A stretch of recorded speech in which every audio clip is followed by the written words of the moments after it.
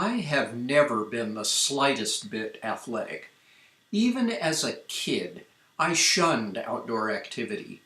The neighborhood kids might gather for a softball game in the street, but not me. Not when there were cartoons to watch on TV or books to read in my room. I just wasn't interested in playing catch or running around the park with my peers. My disinterest in sports and my lack of coordination didn't begin to impact my grades until I reached junior high school. I had been lucky my first year at Sinaloa. My first coach, David Meinke, had been content to leave me alone. He could see I was no athlete, and he had little inclination to single me out for remedial instruction. After all, within the context of herding a class of 30 rowdy boys through a standard 50-minute gym period, what can a coach do to build coordination and confidence in an awkward 12-year-old?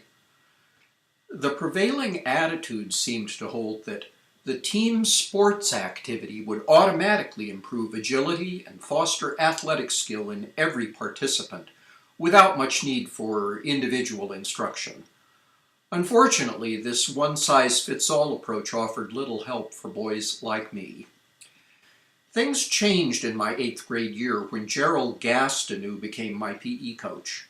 He was young, only a year or two out of college, eager to make his mark, and when he saw my lack of physical agility, he decided to help me.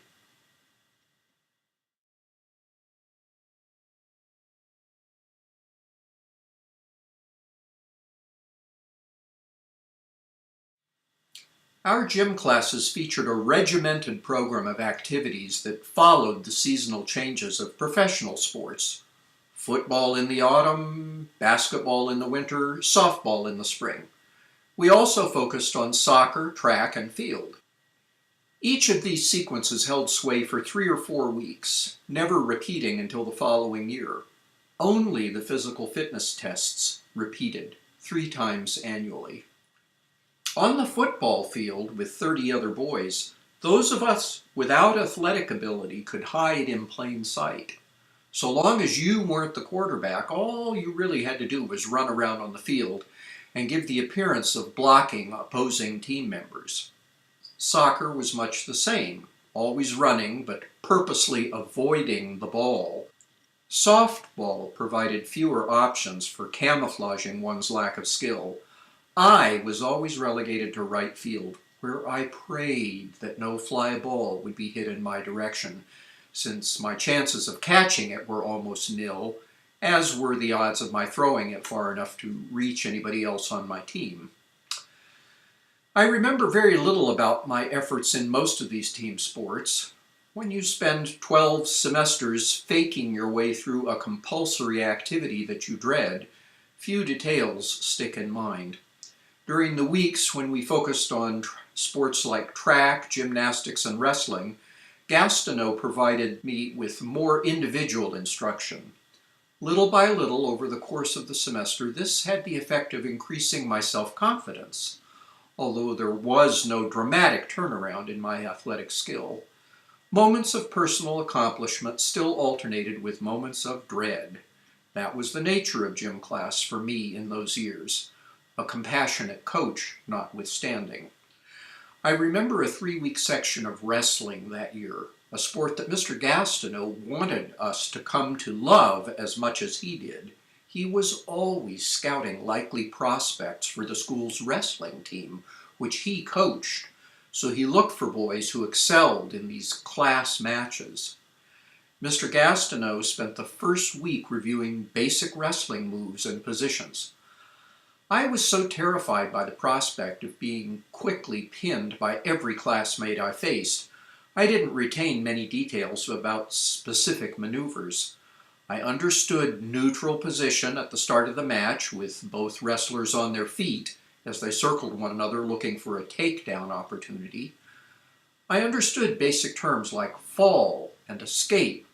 Mr. Gastineau called pairs of boys at random onto the mat to demonstrate various holds and moves, including the referee's position, often employed when play resumed after any sort of break. By the second week, Mr. Gastineau had drawn up a set of matches between all the boys in the class, pairing us by weight categories. Checking the list on the wall, I saw that I was to wrestle Jack Will, a lanky classmate only a couple of inches taller than me, but a close match in weight. I felt trapped. I couldn't imagine myself winning the match, and I dreaded the embarrassment of losing. By that logic, the only viable option was to strive for a draw, and the only strategy I could imagine was to just try and stay on my feet, sidestepping my opponent's every advance. If I had known that Jack was also a member of the school wrestling team, I might just have forfeited the match. Mr. Gastineau probably wouldn't have given any of us that option, and I didn't have the nerve to ask. I think Jack must have recognized how scared I was, as we just circled one another at the start of round one. My heart was pounding, and I spent my time trying to stay away from him. Somehow I managed to evade Jack through the first round, but he managed a takedown almost immediately in round two. In struggling to keep my shoulders off the mat, I managed to scoot out of bounds. At the sound of the whistle, we stopped wrestling momentarily. "Move back to the center and take the referee's position," Mr. Gastineau said. "Palmer on the bottom, Will on top." We assumed the position as our classmates watched from the sidelines. With Jack's chest to my back as he crouched over me on all fours, the palm of his hand squarely on my belly, my chances for escape or reversal seemed highly unlikely. At the sound of the whistle, we began to wrestle again. I think Jack had been taking it easy on me in the first round, but now he shifted into action, and within seconds I found myself at a disadvantage. Of all the specific wrestling holds Mr. Gastineau had demonstrated, he had emphasized the inescapable effectiveness of one he called the guillotine. To my dismay, I realized that Jack had maneuvered me into just this position, and I knew there would be little sense in my struggling. From that point, it took him about 15 seconds to pin me. As I moved to rejoin my classmates sitting along the wall of the gym, my breathing steadied and I began to calm down. I felt more a sense of relief than humiliation. I had lost the match, but I had faced my fear and gotten through it. Since there were no other boys in my weight class, I knew I would not have to wrestle again. I spent the remainder of our wrestling segment watching the other boys in their matches. Many years later, trying to track down old classmates, I located Jack Will through an internet search and exchanged emails with him. In reviewing my 8th grade yearbook, I had noticed, finally, that Jack had been a member of the school wrestling team that year.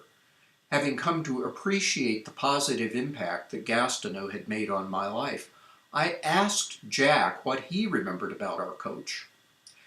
Jack said that Mr. Gastineau had offered a free steak dinner to any wrestler on the team who used that guillotine hold to pin their opponent in a school match.